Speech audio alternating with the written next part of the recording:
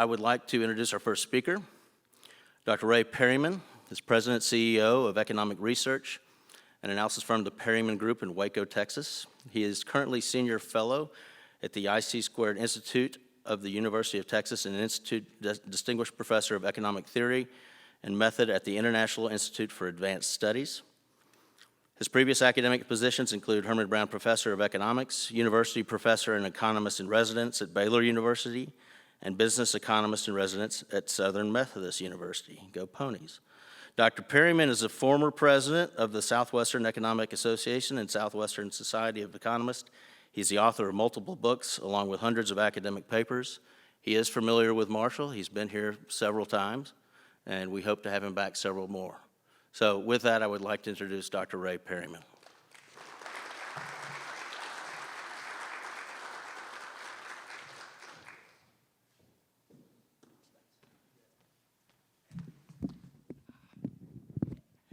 Well, thank you very much, Rush. It's a pleasure to be here. It's a wonderful facility, great event, and I think the fact that the community is coming together and doing this is a great thing in and of itself and a major step forward. I'd like to commend the group for putting this together. I mean, and some of the people who are in this room today, Carlton and Rich and Aaron, are people I've known for decades who have dedicated their lives to making this state a better place and economic development and everything that goes with it. And it's nice. I feel like I'm surrounded by a bunch of grandfathers. I mean, it's really, I respect these guys so much. It's really nice, you know. And I guess I have one small problem, and that is you want to start at 50,000 feet, and you bring in a guy who's 5'7" on a good day. You know, I mean, I don't know so much about that, but anyway, and I wasn't planning on doing this, but let me share one piece of trivia with you, given how we started out here. You know, President Kennedy said in that famous speech, we choose to go to the moon and do the other things not because they're easy, but because they're hard. You might want to know what the other things were besides going to the moon. He actually gave that speech at Rice, where I did my graduate work. And and remember, this is in the 60s. This is the Darrell Royal era, okay? And the phrase right before we choose to go to the moon and all the different things that are hard is, why does Rice play Texas?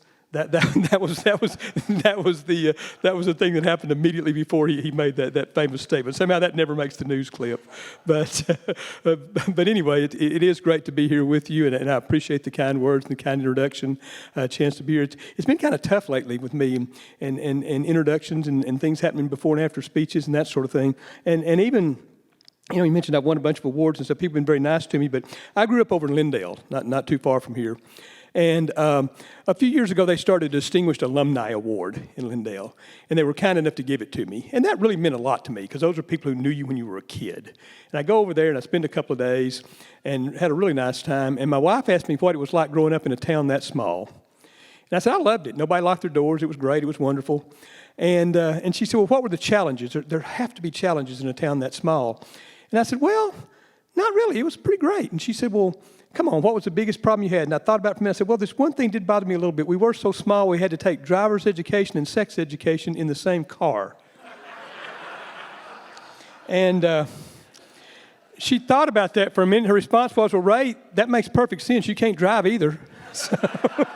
So just wanted you to know the respect I get. It's really bad lately. I finished a speech a couple of months ago, and a young lady ran up to me. She was just gushing with enthusiasm, pushing people out of the way to get to me. It's a big room, and she rushed up there and she said, Dr. Perryman, that was great. That was wonderful. That's the best speech I've ever heard. Now, I've been doing this over 40 years. I've given over 4,000 speeches to well over 2 million people. That's happened once, so don't get your hopes up, okay? I'm not suggesting that. But she said, listen, she said, when do you think this speech will be published? Well, yeah, I mean, the speech wasn't going to be published. And so I said, oh, I don't know, maybe posthumously. And she said, I'm going to go home and pray that's just real soon. Not sure I want those kind of prayers, you know. But the worst one happened to me just a few days ago, about a week ago. I was giving a speech, and this young man came up to me afterwards, and I told some stories and stuff at the beginning. And he said, Dr. Perryman, he said, you know, I really enjoyed your self-defecating remarks. And I thought about that for a minute. I said, well, you know, economists have stunk up a lot of rooms over the years, so I guess that's okay. But anyway, it is a true pleasure to be here. As I said, I'm supposed to give the big picture of kind of national events and that sort of thing. My other job is to immediately get you off schedule because I have a lot to say, okay? And so I'll probably run over time a little bit. And I'm glad to see there's a break after me, so hopefully you can make up for that. But anyway, let's start with just a minute. I want to try to give you a little perspective on Texas, your area, and that sort of thing. And again, the most important thing about economic development is communities are united together and working to make it happen. The fact that you're here to launch this event today is so very important. But kind of zooming out from that and looking at the big picture here for a few minutes. First of all, if we talk about, for just a minute, I don't want to dwell on it, but talk about the pandemic. I know that delayed the launch of this great facility in a significant way. I think it made us all appreciate the fact we can be in the same room and interact with one another again, because we went through a long period where that wasn't possible. I think we'd taken it for granted. But anyway, if you go back and look at that, obviously every economy in the world took a huge drop in the spring of 2020, and then started coming back. And the U.S., it took the U.S. 27 months to get back to even, okay? It took 27 months to get back. And since that time, if you look at it through the end of last year, which is the latest we have statistics for everybody, including the states and municipalities and counties and that sort of thing, if you look at it from that perspective, the country's gained 1.2 million net jobs since the month before the pandemic started. That went way down, took 27 months to get back to even, 1.2 million jobs ahead. Texas took 19 months, not 27, but 19 to get back to even. And we're a net ahead 700,000 jobs. So if you do some very quick math, you'll see about 60% of all the net jobs that have been created in the entire country are in Texas. That's a pretty remarkable statement when you stop and think about it. 28% of all the net population growth in the entire country last year was in Texas. I mean, we have really been on a roll. I think it's all because of Aaron's leadership over at TWC. I think that's responsible for all of it. At least that's what I'm going to tell people. But anyway,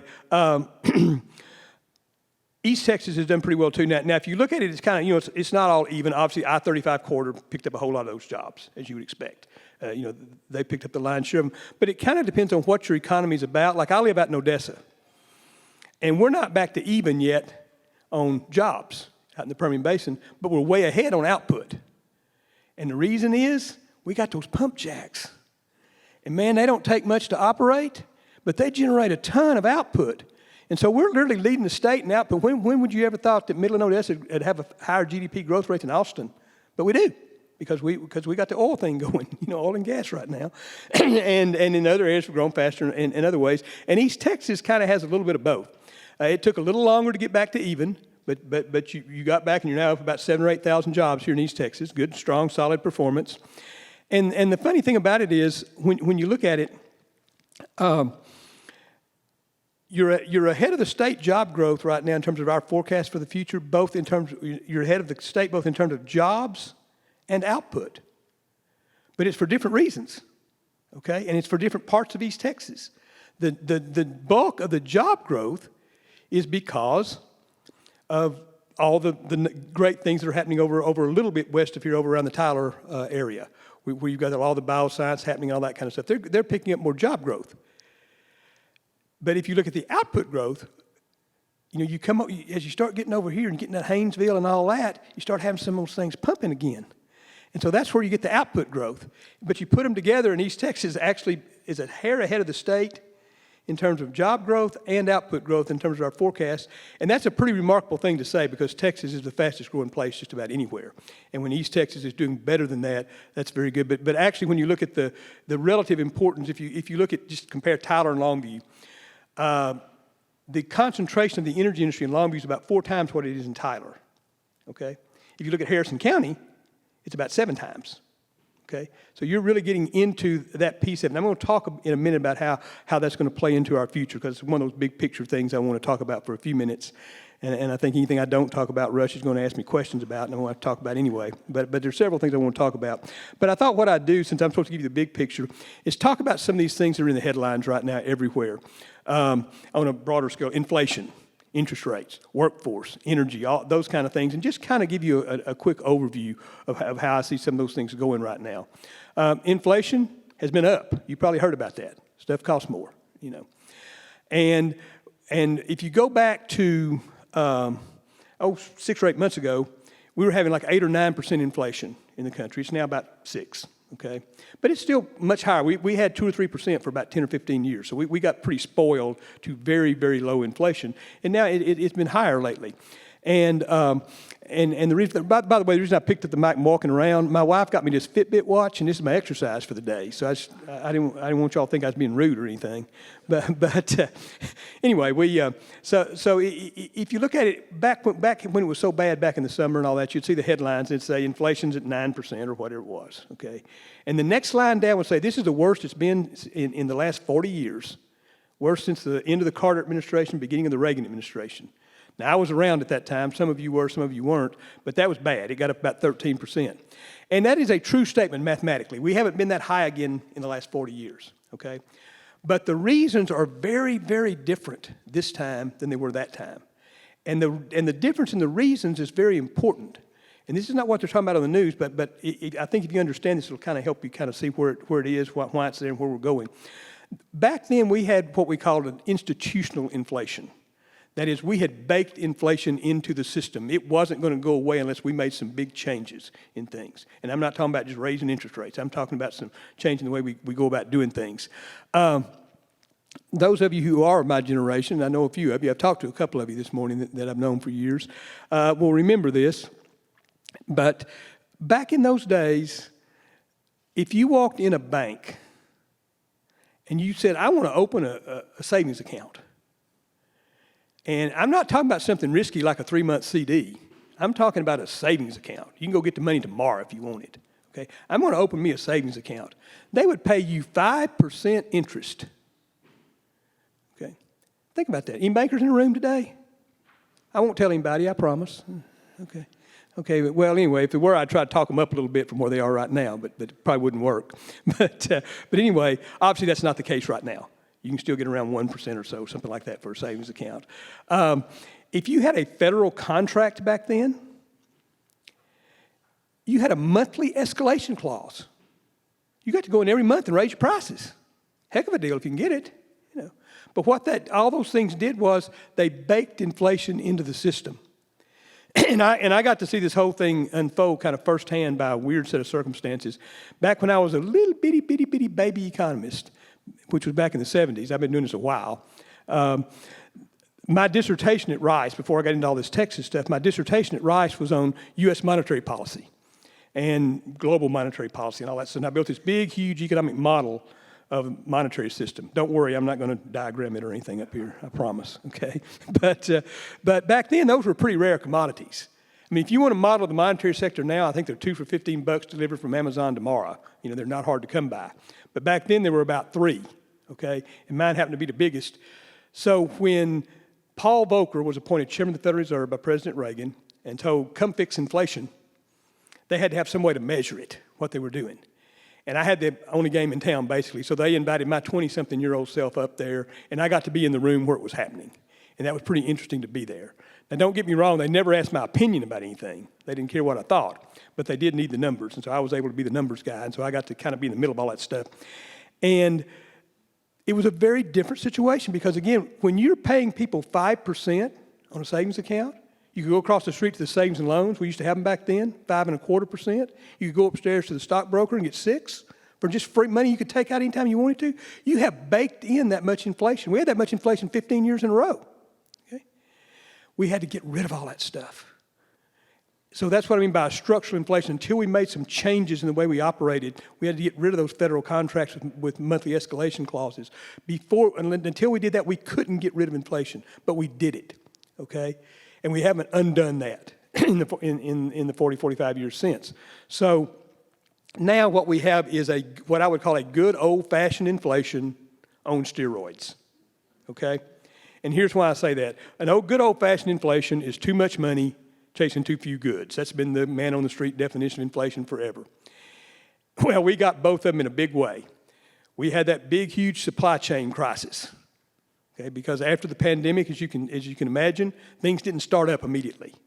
I mean, if you think about it, it makes sense. I mean, think about a huge engine, okay, like a $100 trillion engine. I mean, a really big engine, because that's about how much the world produces every year, $100 trillion. And it's been humming along for decades, doing just fine. You know, a little grease and a little oil change every now and then, but it's doing just fine. And then you stop it. And I don't mean you tap on the brakes and ease it down like we normally do. I mean you turn off the key, jump out, and run into a tree. And you take some sledgehammers, and you just beat on that sucker for 5 or 6 months, okay? And then you leave it out in the elements for another year. And then you act like you're going to restart it, but it doesn't work out, so you run it into another tree and do the same thing all over again. And then you try to restart it. It's not going to be a smooth start. The world is very, very complicated. Our economy is very, very, how everything knits together is very complicated. If you look around this beautiful room right now, and you look at the chairs, the floor, the carpet, the clothes we're wearing, the sound equipment, you know, the ceiling, everything in it. If you just look around this room right now, the output of more than 100 countries is in this room right now. If you have a cell phone in your pocket or your purse, about 10 of them are right there. Okay. So, I mean, think about that. In order for us to be here today, took the work of people in at least 100 different countries. To make all that, when you break all that stuff apart, and then you try to put it back together, it's not easy.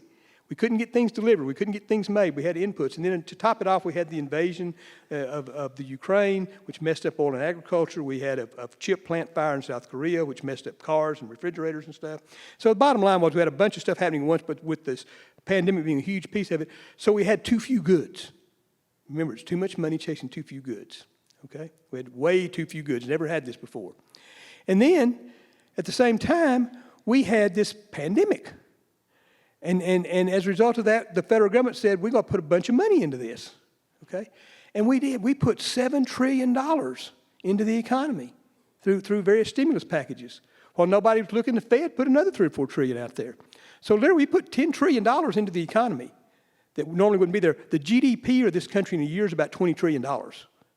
So we put a lot of money out there. And it was necessary. I'm not criticizing for doing it. I mean, when small businesses can't survive because they have to close for 6 or 8 months, you got to help them some. When people that punch a clock every day and don't get paid unless they punch that clock, can't punch it for 6 or 8 months, you don't want their families to starve. I mean, there were things we had to do, but we didn't do it particularly well, and a whole lot of people got some money they didn't need. So think about this for a minute. You've been cooped up, can't do anything for a year and a half, and you got this extra money in your pocket that the government's been sending you. And then all of a sudden they say, okay, now you can go out and do something. What are you going to do? You're going to run out and spend some money. So that's your too much money chasing too few goods. When people run out there and say, man, I got all this money, I'm going to buy me a car. And they go to the car lot and say, we don't have any cars. Okay. Well, darn. Well, okay, I'll buy a refrigerator. Yeah, we don't have one of those either. Can I at least get a microwave? Nope. And so the prices get bid up, and we go through this cycle. We're in the process of fixing it. The Federal Reserve has raised interest rates quite a bit, but more importantly than that, the supply chain is working better than it was. We're solving these problems, and the point, inflation's down from 9% to 6%. I think it'll be probably down to 3 or 4 by the end of the year.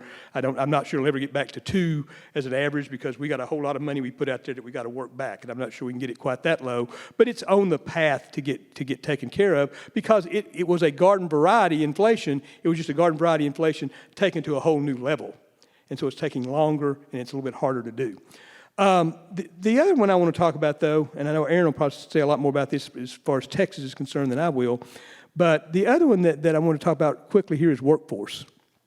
Because that's everywhere you go, people are saying, we're looking for workers. We can't find workers. We've got to have workers. and it's a national phenomenon. And a lot of people want to blame the pandemic. For months, we heard about the Great Resignation. The fact nobody, if you read some of that stuff, you think nobody's ever going to work again. You know, I mean, it was like they've gone. In reality, I wrote a column 5 or 6 months ago, and the phrase kind of caught on. I called it the Great Reshuffling. Because what was happening is most people weren't leaving the workforce. They were being able to get a better job because of the shortage of workers, and that left kind of the folks at the bottom end of that workforce, that left those places really hurting for workers. It left some places that need specific skills maybe really hurting for workers, and that's the situation we found ourselves in. But there are, you hear all these headlines, there are well over 10 million job openings in the United States right now, okay? What they don't tell you is there were almost 9 million the month before the pandemic started. If we'd never had a pandemic on the trend it was on, we would already be at 9.5, 9.6 or 7, something like that. We're over 10. So yes, there is a sliver of people that didn't come back to work because of the pandemic. But it's a fairly small sliver. The workforce participation rate before the pandemic was about 63%. It's a little over 62 right now, okay? So again, you got this 500,000 or so people who really have left the workforce, but mostly we're just not making enough people in this country, is what it comes down to. And I've said inflation is going to take care of itself over the next few months. This one's not. This one's going to be with us for a long time. When the census came out last time, what we found was that there are 1 million fewer people in this country under the age of 18 than there were just 10 years ago. Think about that. 1 million fewer people under the age of 18. Now, what that tells us is we're not going to get rid of this one anytime soon. We're just not having kids like we used to. We're not making people like we used to. In 2020, we had the lowest birth rate in the history of the country, or since we've been keeping records. And thanks to Mr. Jefferson, at least every 10 years, we've been keeping records since 1790. So we have a long way to go back on that one. Lowest birth rate we'd ever had. And all these folks got on television and said, well, that's because of the pandemic. I'm smart, I know that. Let's see how smart they were. Let's do a little math. We found out about, it won't hurt, it's not much math, okay? We found out about the pandemic and shutting everything down around March of 2020. So we're about 10, 11 weeks into the year when we find out. Last time I heard it takes about 40 weeks to get a baby, okay? So most of the babies we didn't have in 2020, that decision was made in 2019, okay? Not because of the pandemic, but because we've just been on this downward trend. And then I was really curious, what's going to happen in 2021? I couldn't wait, and the numbers finally came out. I couldn't wait to see, because obviously that is after we know about the pandemic, and people think, boy, this is a bad time. I don't know if I want to have a kid or not. On the other hand, they were cooped up in the house with nothing to do for the whole year, you know? So I wondered, what's going to happen? And sure enough, it went up a little bit. So I'm not sure if that says something good or bad about us, but it says something, okay? But anyway, that was an aberration. I mean, we've been on a long-term trend for a long time of decline. But people, I remember I remember the very, very first speech I gave as a professional economist. It was in 1977. I just finished my PhD at Rice. A few months before that, I was a young faculty member at Baylor, and I got invited to speak at the McGregor Chamber of Commerce and Agriculture. I think they thought the new guy would speak free, so they invited me to speak. And I realized, but right before I did the speech, I've been in graduate school. I've been doing all this crazy math, but I don't know what's going on in the real economy, because that's not what you do in graduate school. So I had to go do a crash course and read up on things. And we didn't have Google back then. I had to go to the library and read newspapers. And I got enough stuff together, I crammed it in my head, and I got in there, I stumbled through the speech. And then being young and stupid, I took questions. And the first question I got was, tell me something that's going to be true about this economy in 50 years. Now, that's really unfair to ask a kid that question. It really is. And man, my brain, I'm going fast. I'm thinking about it a minute. I said, we're going to have a workforce shortage. And the reason I said that was I knew the baby boom had ended in 1964. And that meant to me that 50 years later, this was in the mid-70s, those folks will be around 65. And so I knew we were going to start having these problems. And sure enough, we have. It's not something we didn't see coming. But in the meantime, people enter the workforce later. They go in and out of the workforce more. The number of people who work has gone down some. So all of those things are happening. And it's just made it very tough for us. Now, what do we do about it? That's the question. Well, one thing is we can use a little bit of technology to help us in the short term. It won't help us in the long term, but short term, you can replace some jobs with technology. We can do self-checkout at the grocery store instead of standing in line, if we want to. Those kinds of things. You can do some things like that. There's some things we can do to automate some way we make some things. That helps a little bit. We can also try to coax people back into the workforce. Because if you look at the workforce participation rate, for most of our history it was around 50%. Because for most of the history of the United States, almost every male worked and almost no females worked. Then starting after the World War II, moving into the 50s, 60s, 70s, 80s, and so forth, females entered the workforce in a big way. Males started slacking off a little bit. And the highest we ever got was right around the year 2000. It was about 70%. And I just mentioned it's been going down to about 62, 63 right now. We could coax some of those people back. How do you do that? Pay them more money is one way. Maybe give them some child care. Maybe let them work flexibly from home. Give them a flexible schedule. and that sort of thing. Give them some types of incentives that they need to get back in the workforce. We can do some of those things. We can train some people that would like to be in the workforce. Our literacy rates are not that high. We can do some training things. Again, that's something that Aaron has some great leadership on here in Texas. A lot of things we can do. The other thing we can do is immigration reform. And I know that's controversial. I do. I'm always controversial for some reason because in my world, I do numbers. Numbers are not Republicans, they're not Democrats, they're not liberal, they're not conservative. So I can pretty much manage to make everybody mad at the same time most of the time. In fact, I had a funny thing happen. This is not part of the speech, but I just thought of it, so we interrupt the speech for Ray telling a story, okay? A few months ago, after the invasion of the Ukraine, the House had a hearing about what should we do about our policies toward Russia and investing and all that kind of stuff. And they invited a few people up there to testify, and I was one of them. And so I was up there talking, and at the end, I got a question about energy. As I'm going to tell you folks in a few minutes, I think the federal government has some things about energy wrong right now. And so, man, I just launched off on it, man. I was letting them have it. And that could be interpreted as criticizing the Democrats because they're kind of in charge of policy right now. I didn't mean it that way. I really didn't. But, you know, that's what the numbers showed. So I was lambasting. And then I don't know if y'all remember, but a few months back when this was going on, the governor had the thing where he inspected the trucks at the border, all the tomatoes were rotting and all this kind of stuff.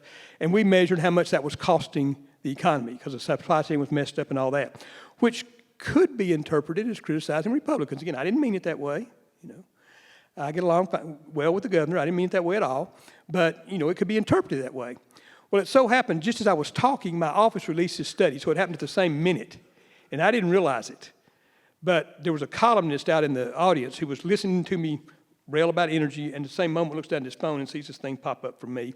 And so he sees me at the same moment, you know, kind of doing this, and he wrote his column the next day, and he called me an equal opportunity offender. And I've decided I kind of like that name. So I'm about to talk about immigration. It's a controversial subject. But it's not rocket science when you think about it. We need people. There are people who want to come here and work. We need to figure out a way to make this happen. Senator Cornyn right now is trying to get a group of people from both parties together to talk about it. That's a hard thing to do, but there's people trying to work on this right now. President Bush, W. Bush, worked very hard on this back when he was president. I mean, people have tried to do this for a long time, and it's hard.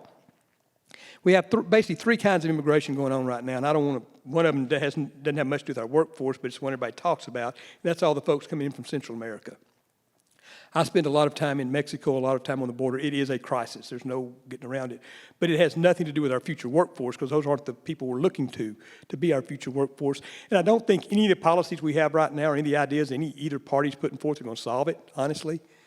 I think the only way we can fix it, and I know this is a little bit controversial, they don't like it when I say it in Washington, but the only way we can fix it is to help those countries fix their problems. And here's why. This is not economics. This is visceral human survival. I mean, think about if you had a kid. You have a young kid, okay? And you wake up in the morning and you're facing three choices. Now, remember, this is your kid, okay? Or your grandkid. I really care about them, okay? But this is your kid, okay? It's an agrarian economy. It's been in a multi-year drought and there's no food. I can stay here and my kid can starve to death. That's one choice I face, okay? Next choice I face.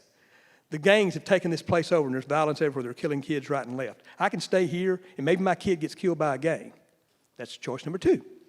Choice number three. I can walk somewhere and maybe get them a better life. What are you going to do? You're going to walk. And if you get there and they say, well, you don't have the right piece of paper, or we got this wall, or we got these guns, or we got whatever, you can't come over here, we got a guard station, and they send you back, the next morning you face the same choice. And you make the same choice. So I think, unless we help those countries solve those problems, we're never going to fix that one, okay? But that's not our workforce issue. Our workforce issue is two things: the undocumented workforce, primarily from Mexico, and the legal immigrants that come around, okay? Let's talk about both of them for a minute. I know they're controversial, but this is just math, okay?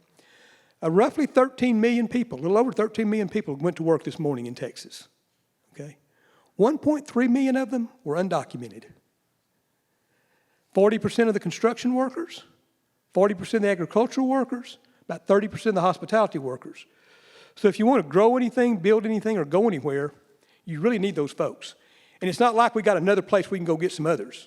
Back in the 80s, we'd say, let's go to Michigan. Nobody has a job in Michigan. We can get them all in Michigan, okay? There's not a place right now that there's not a workforce shortage. So, I mean, there's not a place we can go get some more workers.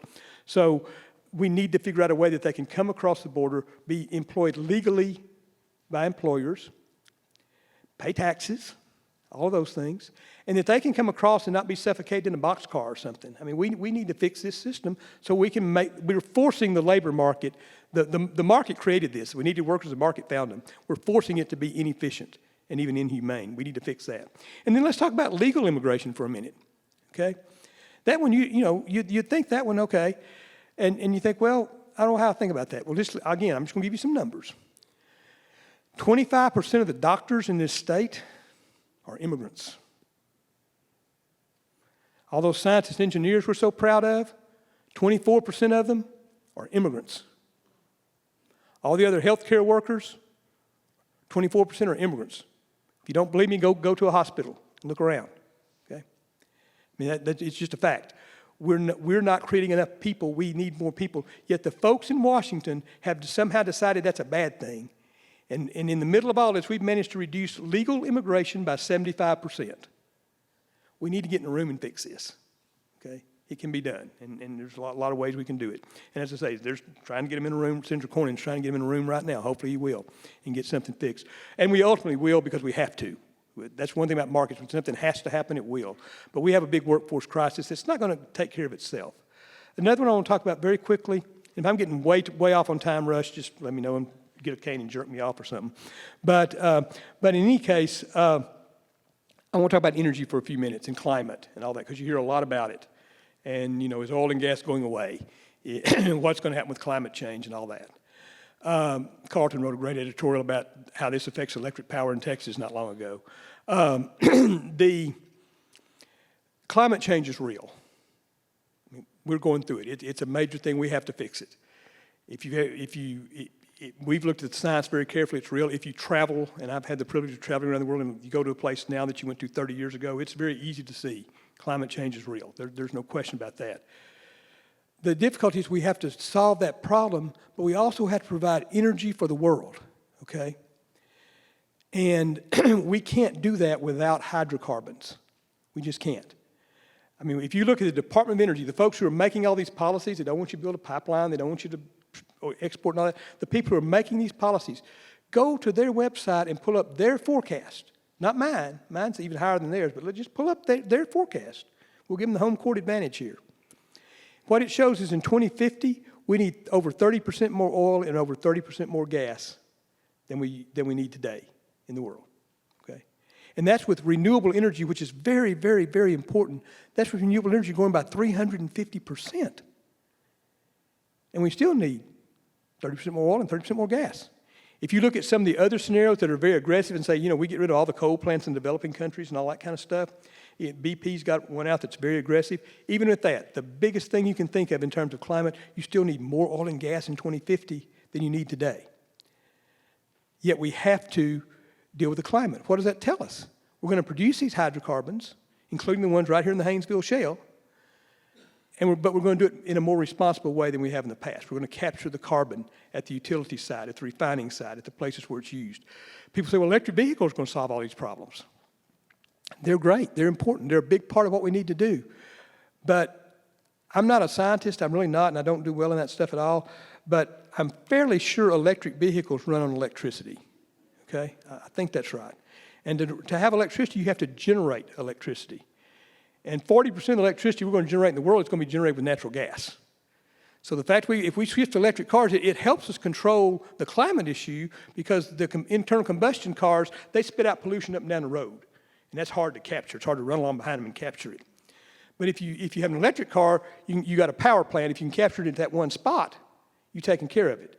And there's some other issues, infrastructure issues and battery storage issues, there's rare minerals issues. There's all kinds of stuff that may or may not impact the growth of electric cars. But regardless, they don't eliminate the need for hydrocarbons.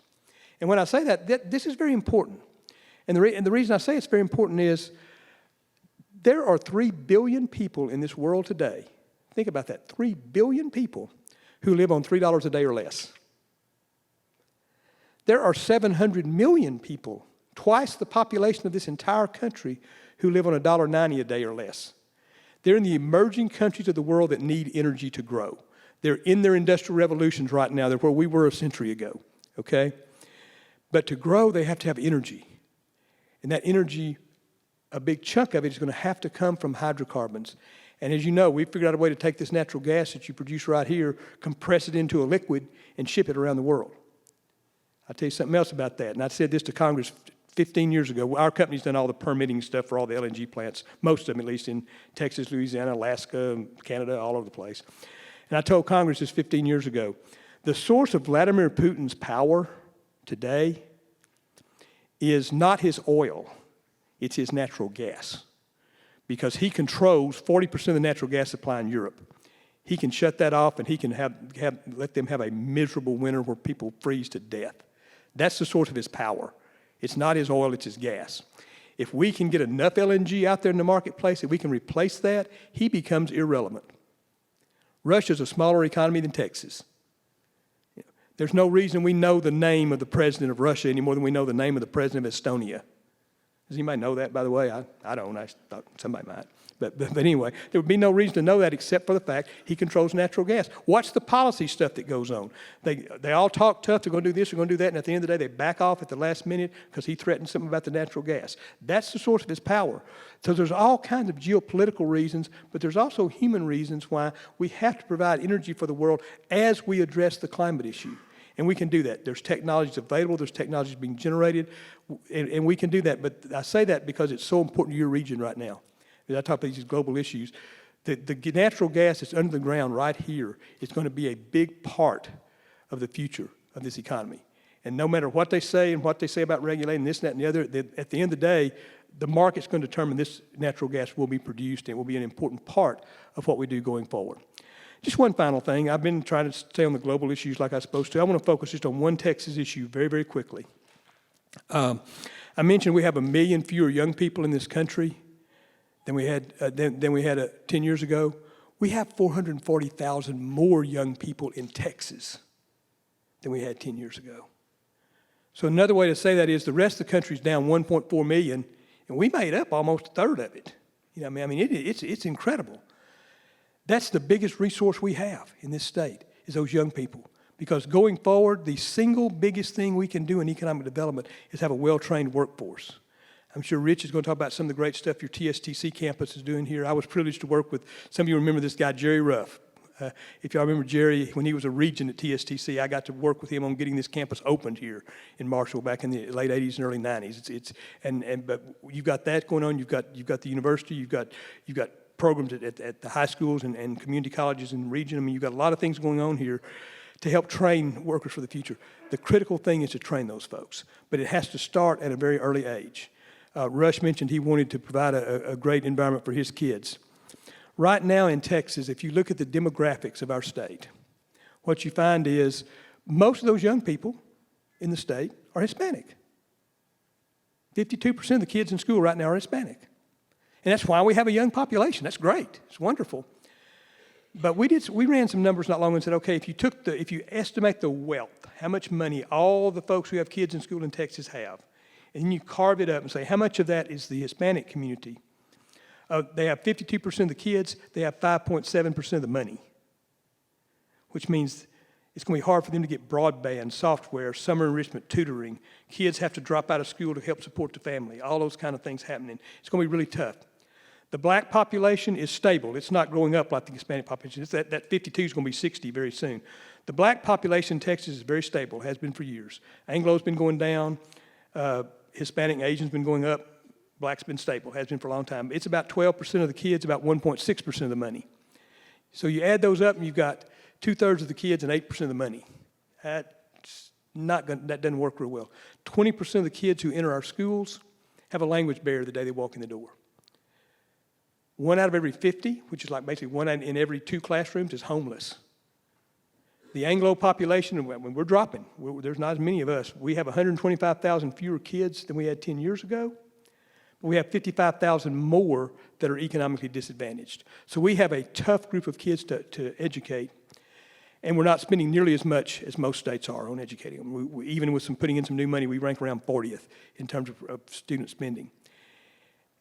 If we educate those kids, they're going to be the workforce of our future. And that's going to be more important than all the oil wells we'll ever drill, all the tech companies we'll ever locate, or anything else that ever happens in this state.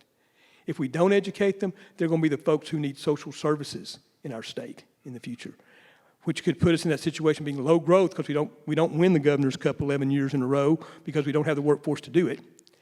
And we have higher needs, and that kind of puts you in that situation where you have to raise a bunch of taxes, like a lot of states have had to do. We don't want to be there. The key to not being there is education. A couple of more numbers, and then I'll let Rush grill me some, okay? We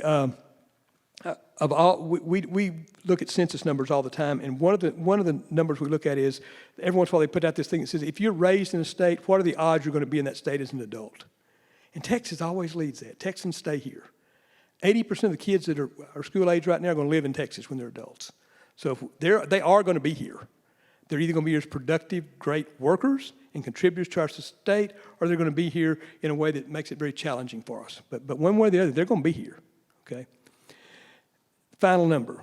We did a simulation not long ago, and this one's not from the Census Bureau. This one is a very good source. This is from the Perryman Group, and those guys are good, man. I'm telling you, they're awesome. They're awesome.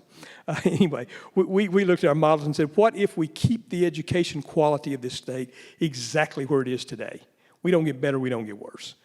In terms of we graduate the same, and I mean all types of education. Elementary school, junior high, high school, college, graduate school, medical school, law school, trade school, technical schools, technical college, community college, everything. We stay exactly like we are in terms of graduating the same number of people coming out with a skill by ethnic group. And then we just let demographics do what demographics is going to do, because we don't control that side of the equation. We have a chance to control the other side of the equation. If we do that, 15 years from today, the average person in this state, not family, but person, will have $6,000 less income than we have today, in today's dollars. That's the situation we do not want to be in. We're not an attractive state, we're not competitive, and we have very high needs. We don't want to be there, okay? The key to not being there is supporting our public schools. As Russ said, I know some school representatives are here today. It's a very, very important thing. No community can do anything that's more important than economic development and supporting your local education institutions. Close with a quick story, and then I'll turn it over to Rush to ask me questions. And I promise it'll be a quick story. It's a quote, because usually, when a person like me speaks, all these credentials and all that stuff, I'm supposed to close with something from Shakespeare or something pretty, profound. I can't do that, I mentioned I graduated from Lindale, didn't I? I hope so. Anyway, the most culture I can, and I work in Waco. It's often said that Waco's not like yogurt because yogurt has live culture, but I shouldn't say that. In fact, I'm going to interrupt and give you another quick story. This is going to take longer than I thought. I'm sorry. Years ago, I made that little joke at a speech for the Texas Municipal League, which is all the mayors and city managers and those kind of folks. And it was down in Corpus Christi. And it was in an auditorium with very, very bright lights, so I couldn't see who was out in the audience. And it turned out some of the folks who were there were the folks who run the Waco Convention and Visitors Bureau. So the next day I was in town, they made an appointment to come see me. And I see them walking down the hall, and they're bringing me this nice-looking thing, man. It's got balloons and flowers and streamers and candy and all this stuff coming out of it. I thought, man, that's nice. Well, as I got closer, what I saw was it was a yogurt box, and it was stuffed with brochures about cultural attractions in Waco.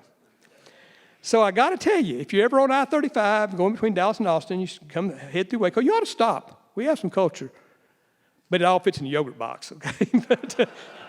But that was a long time. That was way pre-Chip and Joanna. There's a whole lot of reasons to stop now. There's a lot of cool stuff going on. But anyway, I'm going to close with a quote from Orson Welles. Writer, actor, director. He did a lot of cool things. He did War of the Worlds on the radio and convinced my grandmother and a bunch of other folks that Martians had landed in New Jersey. He did Citizen Kane, which most people say is the best movie ever made. But my memories of him were much later than that, late in his life. And the man died in 1986 or so. He died in the 80s. But late in his life, he was doing a commercial. And it may be the best commercial in the world that's ever happened. I already see heads nodding. People remember the commercial and talking about it.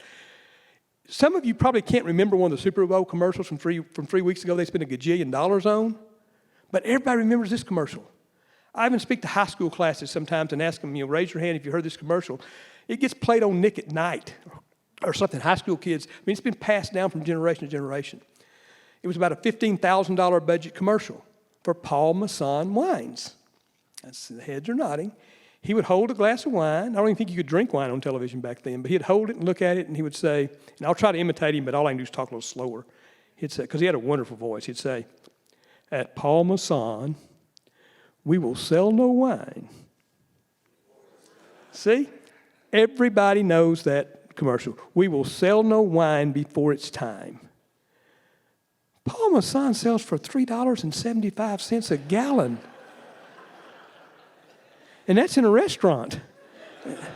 Man, I got to tell you, when they get their stuff in a bottle, it's time. Yeah. Okay. Marshall, Texas, it's time to launch. The right group of people are in this room. The right leadership is focusing to make this happen. You have your stuff in a bottle, and it is time. Thank you very much.